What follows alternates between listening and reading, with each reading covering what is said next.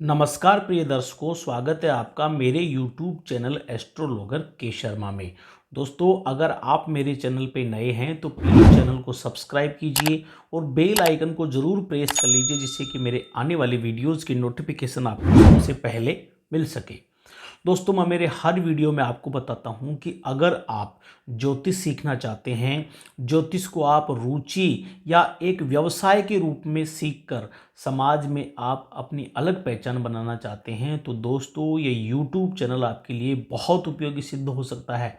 क्योंकि यहाँ पर आपको बेसिक से लेकर एडवांस तक की वीडियोज़ मिलने वाली हैं, जिनके माध्यम से आप किसी भी जन्म कुंडली का आसानी से विश्लेषण कर सकते हैं। तो मैं फिर से कहूँगा कि अगर अब तक आपने चैनल को सब्सक्राइब नहीं किया तो जल्दी से चैनल को सब्सक्राइब कर लीजिए। चलिए दोस्तों, बिना किसी देरी के आज का टॉपिक हम शुरू करते हैं, जो कि है ग्रहों की बालादी अवस्था। दोस्तों, ग्रहों की बालादी अवस्था का ये जो टॉपिक है, ये बहुत ही महत्वपूर्ण टॉपिक है।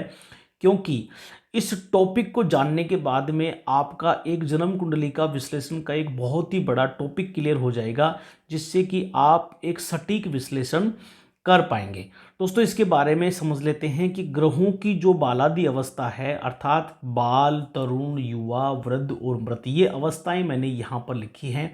तो इनका आखिर क्या उपयोग है? क्योंकि आप जानते हैं कि कोई भी ग्रह जो होता है वो डिग्री के अनुसार बाल अवस्था में, तरुण अवस्था में, युवा अवस्था में, वृद्ध में या मृत कहलाता है।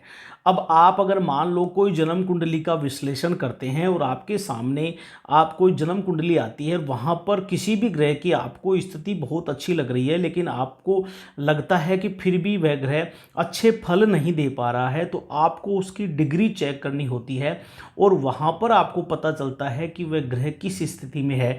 वो यदि वृद्ध या मृत अवस्था में है तो वहाँ पर वो कोई भी फल नहीं दे पाएगा, वो वहाँ पर कमज़ोर हो जाता है और उसके उपाय के माध्यम से हम उसको एक्टिव कर सकते हैं। तो ये जो टॉपिक है ये बहुत ही महत्वपूर्ण है, अर्थात ग्रहों की अवस्था जानना एक बहुत ही ज़्यादा महत्वपूर्ण है। ये जन्म कुंडली के विश्लेषण में बहुत ही अपना महत्वपूर्ण स्थान रखता है। तो यहाँ पर दोस्तों मैंने यहाँ पर आपको ये अवस्थाएं लिखी है, यहाँ पर लिखी है ग्रहों की अवस्थाएं। तो ग्रहों की कौन कौन सी अवस्थाएं होती हैं? पहली होती है बाल अवस्था, दूसरी होती है तरुण अवस्था, तीसरी युवा, फिर वृद्ध और फिर मृत। अब ये जो यहाँ पर लिखा है विषम राशियों में कितने अंश तक ये अवस्थाएं होती है और सम राशियों में कितने अंश तक ये अवस्थाएं होती हैं, तो दोस्तों विषम राशियों में ये अलग होता है और सम राशियों में अलग होता है।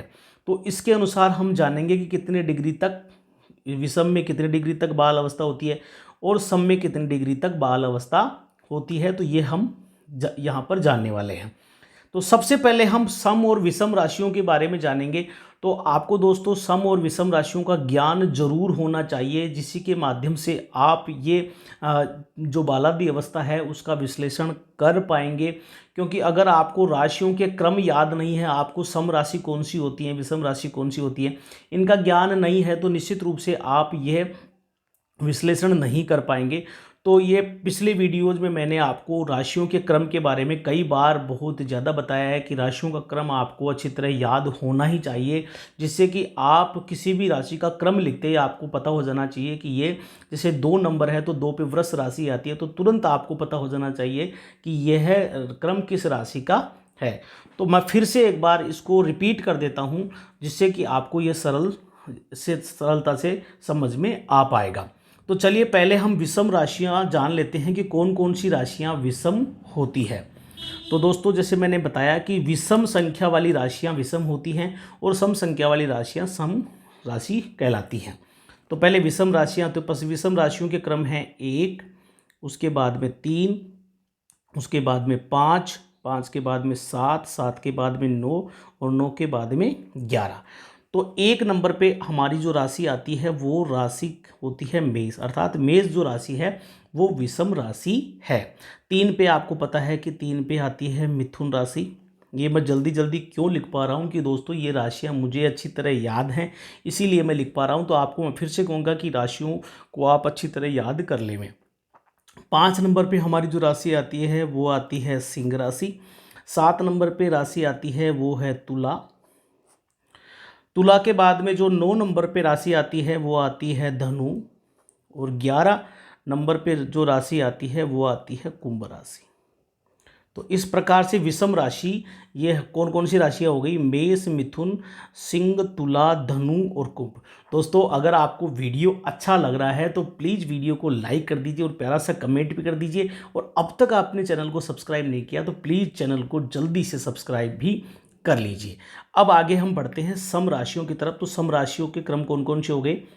उसके हो गए 2, 2 के बाद में 4, 4 के बाद में 6, 6 के बाद में 8, 8 के बाद में 10 और 10 के बाद में 12। तो ये हमारी सम राशियाँ हैं। तो 2 पे कौन सी राशि आती है? वृष राशि। 4 पे जो राशि आती है वो उसका नाम है कर्क राशि। 6 पे हमारी आती है कन्या राशि। 8 पे हमारी आती है वृश्चिक राशि। 10 पे हमारी जो आती है वो आती है मकर राशि, और 12 पे राशि आती है मीन। तो इस प्रकार से सम राशि और विषम राशि हमने जान ली कि ये जो राशियाँ होती है वो सम राशि होती हैं, और ये जो राशियाँ होती हैं वो ये जो राशियाँ होती है वो विषम राशि, और ये जो राशियाँ होती है वो सम राशि। सम राशि में वृष, कर्क, कन्या, वृश्चिक, मकर और मीन राशियाँ आती हैं। अब हम चलेंगे कि विषम राशियों में कितने अंश तक ग्रह बाल अवस्था में होता है, कितने अंश तक तरुण में, कितने अंश तक युवा, वृद्ध और मृत, ये हम यहाँ पर अब जानने वाले हैं। तो विषम राशियां पहले मैंने आपको बताई, फिर उसके बाद में सम राशियां बताई। अब हम इनके डिग्रीज देखेंगे कि कितने डिग्री तक ग्रह विषम राशि में बाल होता है, फिर तरुण, युवा, वृद्ध और मृत अवस्था में होता है। तो दोस्तों 0 डिग्री से लेकर के 6 डिग्री तक जो ग्रह होता है वो विषम राशि में कोई भी ग्रह, अगर विषम राशि में कोई भी ग्रह अगर 0 से 6 डिग्री तक का है तो वो बाल अवस्था वाला ग्रह कहलाता है, यानी बालक अवस्था वाला ग्रह कहलाता है। उसके बाद में अगर आगे बात करें तो 7 डिग्री से लेकर के 12 डिग्री तक का ग्रह विषम राशि में तरुण अवस्था वाला ग्रह होता है। उसके बाद में 13 डिग्री से लेकर के और 18 डिग्री तक का ग्रह जो होता है वो युवा अवस्था वाला ग्रह होता है। और मैं यही कहूँगा कि कोई भी ग्रह यदि 13 डिग्री से 18 डिग्री तक का है तो वो 100% फल देता है, यानी 100% फल वो यही ग्रह देता है जो भी युवा अवस्था में होता है। उसके बाद में 19 डिग्री से लेकर के और 24 डिग्री तक का जो ग्रह होता है वो होता है वृद्ध अवस्था वाला ग्रह, यानी 19 डिग्री से लेकर के 24 डिग्री तक का ग्रह वृद्ध अवस्था वाला ग्रह माना जाता है। और 25 डिग्री से लेकर के 30 डिग्री तक का ग्रह मृत ग्रह कहलाता है, यानी विषम राशि में कोई भी ग्रह यदि 25 डिग्री से लेकर के 30 डिग्री तक का है ना तो वो मृत अवस्था वाला ग्रह कहलाएगा। तो ये मैंने विषम राशियों में बताया। विषम राशियाँ इधर मैंने आपको लिखकर बताई और उनके डिग्रीज बताए कि कौन से ग्रह विषम राशि में किस अवस्था के कितने डिग्री पर होते हैं।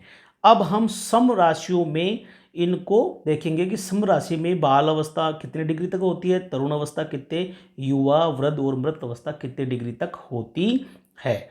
तो दोस्तों मैं आपको अब बता रहा हूँ कि सम राशियों में जो बाल अवस्था होती है, सम राशि में जो बाल अवस्था होती है वो इसको उल्टा कर लेंगे, अर्थात 25 डिग्री से लेकर के और 30 डिग्री तक का जो ग्रह होता है वो सम राशि में बाल अवस्था वाला ग्रह कहलाता है, यानी ये ग्रह जो होता है वो सम राशि में बाल अवस्था वाला ग्रह कहलाता है। उसके बाद में 19 डिग्री से लेकर के 24 डिग्री तक का जो ग्रह होता है वो सम राशि में तरुण अवस्था वाला ग्रह कहलाता है। और 13 डिग्री से लेकर के 18 डिग्री तक का ग्रह इस सम राशि में भी युवा अवस्था वाला ग्रह ही कहलाता है। युवा अवस्था में दोनों डिग्री समान होती है, चाहे सम हो चाहे विषम हो। उस राशि में यदि ग्रह की 13 डिग्री से 18 डिग्री तक की अवस्था है तो वो निश्चित रूप से युवा ग्रह माना जाता है और 100% फल वो यहाँ पर देता है। उसके बाद में दोस्तों 7 डिग्री से 12 डिग्री तक का जो ग्रह होता है सम राशि में वृद्ध कहलाता है। और 0 डिग्री से जो होता है 6 डिग्री तक, 0 डिग्री से 6 डिग्री तक का जो ग्रह होता है वो यहाँ पर मृत अवस्था वाला ग्रह कहलाता है।